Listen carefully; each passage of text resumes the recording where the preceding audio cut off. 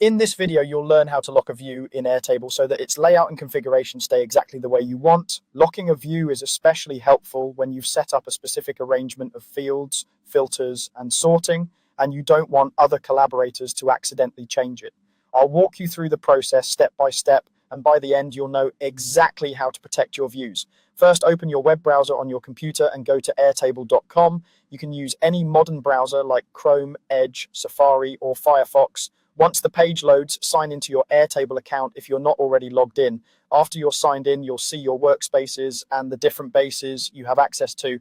Next, open the base that contains the view you want to lock. A base is like a project or a database that holds all the related tables and views for that topic. Click on the base name to open it. Once you're inside, you'll see your tables along the top, and under each table, a set of views on the left side of the screen. Make sure you're in the correct table, then click on the view that you want to lock. In many cases, this will be a grid view, which is Airtable's spreadsheet-like layout, but it works the same way for any collaborative view that supports locking. Take a moment to confirm that this view is set up exactly as you like. Check that your columns are in the right order, your filters are correct, and your sorting makes sense. Locking will protect all of that. Now, look toward the top left corner of the table, just above your records. You'll see the current view name, such as Grid View.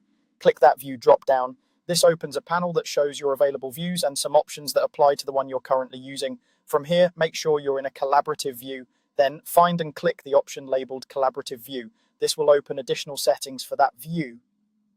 Within this menu, look for the option called Lock View. When you select Lock View, Airtable is preparing to protect this view's configuration. After you choose to lock the view, Airtable will ask you to confirm the action.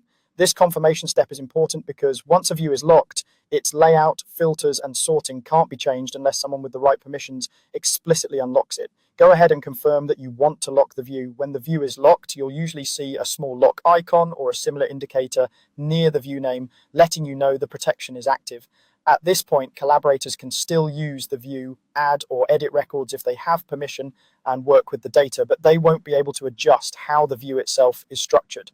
That means no accidental changes to filtering, sorting, or which fields are visible. If you ever need to update the view later, you can come back to the same drop-down, unlock the view, make your adjustments, and then lock it again to keep it protected. That's all there is to it. You've locked your view in Airtable and ensured that its layout and configuration stay consistent for everyone using it.